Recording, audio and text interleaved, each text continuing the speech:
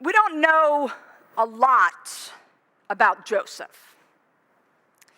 None of the Gospels give us any information about his life before becoming betrothed to Mary, or even any information about why they had become betrothed. Was there a relationship between their families?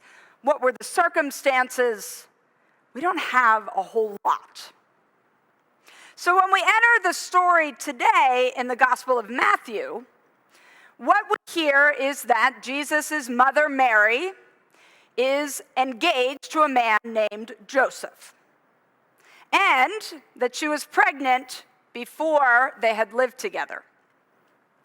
So I think to really understand what was going on in the story, we need a little bit of a history lesson on what life was like when you got married in the first century. So to say that Mary and Joseph were engaged meant a lot more in Mary and Joseph's time than it does today. It was not simply a Joseph getting down on a knee and asking Mary to marry him. Being engaged and getting married in this time was a two-step process. So the first step, which is the step that Mary and Joseph were in at the time of this story, it's called the Kiddushin. And it's the step where the two families come together. Now, we have to always remember that marriage in this time was not just a man and a woman. It really was this melding of these two families. And the way that the culture worked, all of the families sort of came together. And right, they were young. Right? Mary was probably around 13. Joseph may have been a few years older, but he was still a teenager too. So these are young people, which is different in that time. Marriage happened a lot earlier. Children happened a lot earlier. But they come together, the rabbi comes with them, and they sign a contract. It's called a ketubah. And when this contract is signed, it signifies that this man and this woman essentially are married at this point. But they're not going to live together. So Mary is going to stay in her father's house, and Joseph is going to go back to either his parents' house, or he is going to go and he is going to start to build their family home. In the eyes of the law, in the eyes of the Jewish authorities, Mary and Joseph are married, completely married, legally, except for in any kind of sexual relationship. Right, so I tell my middle school students when I teach this, I say, Mary and Joseph are married, but during this time, nothing should happen. Neither of them should be doing anything with anyone or each other that would cause a baby to happen. Usually leave it at that. With 12-year-old boys, they are to live a pure and chaste life together. And really, as I went back and looked at this week, some of the Jewish writings say really the purpose of this time, where they have pledged themselves and signed this contract, is to grow together spiritually. Right? They are building this spiritual relationship so that when they finally have the marriage ceremony, when they finally have the big party part, and they consummate their marriage, they have built this family and this relationship and this foundation. And so this would go on, this period, for up to a year.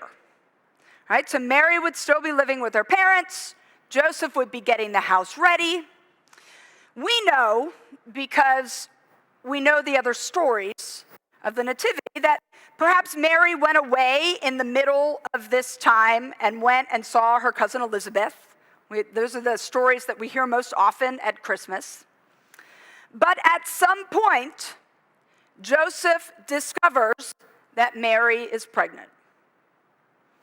And this is a very big problem, because he knows that it is not his baby. So he's got to wonder, did Mary cheat on him? So there were two options. Mary could have either been unfaithful or Mary could have been raped. Those are the two options that in that time that would be recognized. So Joseph had a decision to make. Joseph could, under his rights, send Mary to a trial with all of the village elders. They would decide, and if they found that she had been unfaithful, the book of Deuteronomy says that she would go outside of her father's house to the door, and the men of the town would come and they would stone her, because she had brought shame on her family and had brought shame to God. So that was option one. Option two is that Joseph can divorce her. And divorce in this, even though they're only halfway married, it is a full divorce. So Joseph would have to gather together two witnesses. They would make financial, figure out the finances, and they would be divorced. What Joseph really couldn't do in this culture is just say, Mary, it's okay, I forgive you, I know it's not my baby, but we're gonna go on with it. The expectation was that Joseph had to divorce her or had to take her to trial because he needed to show that his dedication and his love for God were greater than his dedication and his love for Mary, which seems like such a strange thing to us.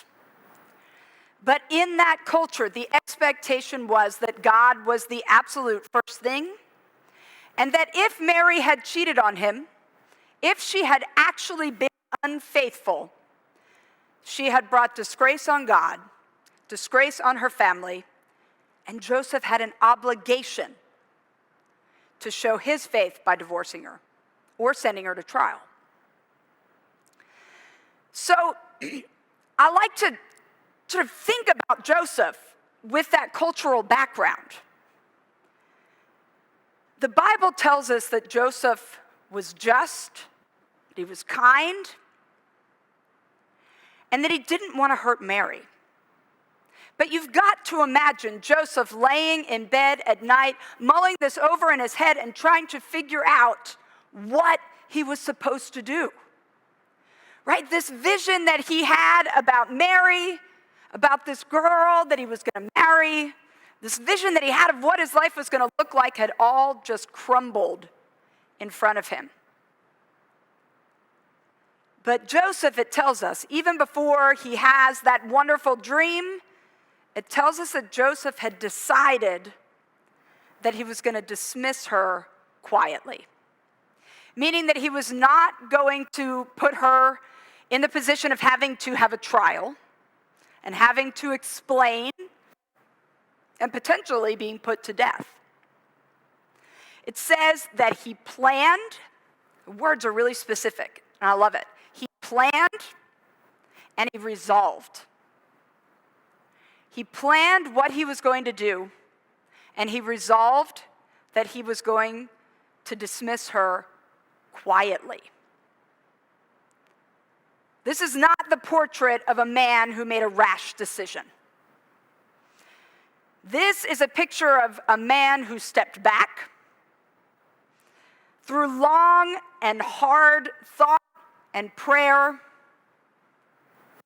and made a choice to save Mary's life, even if it meant bringing shame on himself. Joseph made a choice. So the nativity story in the Gospel of Matthew that we hear every 3 years when we're in year A is the story, it's not the story of a man who was forced into a bad situation. That's how we could read it if we just read it on the surface. No, I think this is the story of a man who was invited and who said yes to God. Just as Mary said yes to God in Luke's version of the story.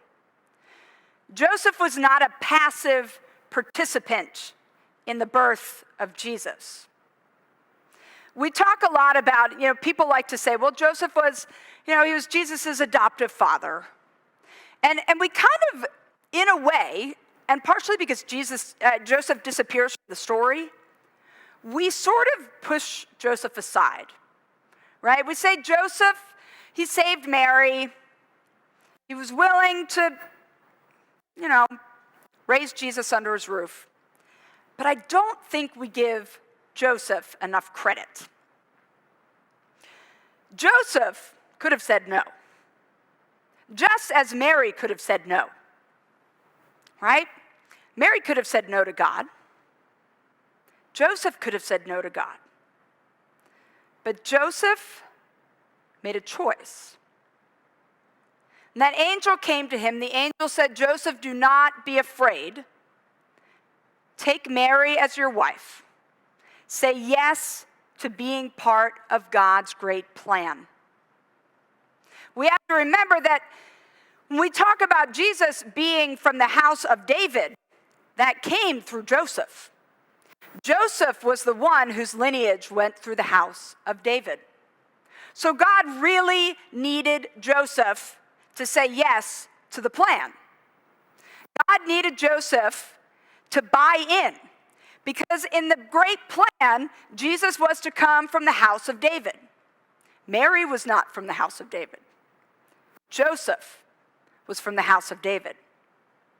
So when Joseph agrees to the plan, when Joseph steps up, Joseph fulfills a really important part of the salvation story. Dreams play a huge part in Joseph's story. There are 4 different dreams in the Gospel of Matthew in the very beginning where Joseph is told to do something. Every dream requires action. This first one, God says, take Mary as your wife. Raise the child, and it says an interesting thing. You are to name him Jesus. Often it was the mother who named the child. Generally, it was the custom. But God here says, you are to name him Jesus. You are to claim him as your own. Later, when Mary and Joseph, after the baby has been born, God gives Joseph another dream, and he needs to flee to Egypt to escape Herod. Go. He finally gets another dream that they can come back. Go. Joseph is a man of action. But I think Joseph is also a man of contemplation. He knew what it was like to step back. He knew what it was like to find himself in a situation where he had to decide whether or not to step up. And don't we all have moments like that in our lives? We have moments when we're offered that choice of saying yes to God or saying no and staying comfortable. Because the fact is that saying yes to God almost always means some discomfort, at least in the beginning. Because saying yes to God generally means changing our lives. It means going a different route, repenting. Right? Repenting just means making a U-turn. It's more comfortable to stay in the path that we know. Saying yes to God means that we have to be willing to join in the adventure and go where God says to go. And the fact is that God doesn't often give us the end point, does he? Often God says, go, and like Abraham in the Old Testament, we go, not knowing exactly where we're going to end up, but knowing that God has a plan that he needs our help in. Joseph shows us, I think, that following God's plan means participating. That there is work to do in the world that requires us to get our hands dirty and to get out and to go and to do. not just to sit back, not to just pray, not that prayer is bad, but to pray and then go. Joseph prayed. I imagine he prayed a lot. But then he went. He made a choice. His life was changed. Now, we can't know what Joseph's life would have been if he said no. But we do know that because Joseph said yes, everything changed. Everything changed for him. Everything changed for Mary. Everything changed for us. Joseph is the hero of Matthew's nativity story. He's the hero because he was an ordinary person who said yes and stepped into God's extraordinary story. And we get that same opportunity. So I'm going to close with a poem that's really kind of a prayer. This is by Jan Richardson, who's a poet and a priest and an artist. And it's called a Prayer for Choosing. And she wrote it as a reflection as part of a reflection on this passage.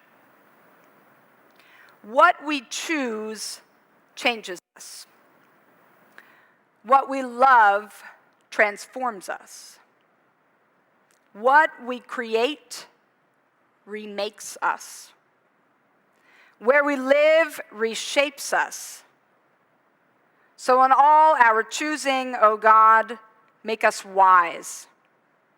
In all our living, O Christ, make us bold. In all our creating, O Spirit, give us courage. In all our living, may we become whole. Amen.